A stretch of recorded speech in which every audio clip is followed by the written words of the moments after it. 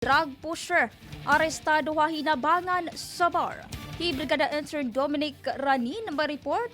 Brigada Intern Dominique, i-brigada mo. Brigada Live Report. Arestado ang usang lalaki nga kinilala nga alias Makoy, mahuman makuhaan hing ginaligar nga syabuhan mga operatiba ha Barangay Rawis, Hinabangan, Samar.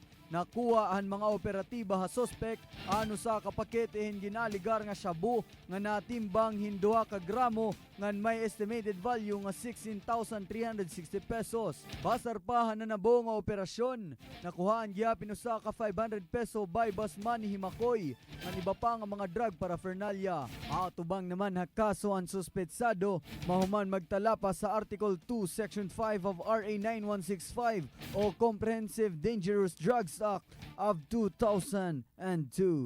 In the heart of changing lives, ini Brigada Intern Dominique Ranin han 93.5 Brigada News FM Tacloban, the Music and News Authority. Brigada Live Report.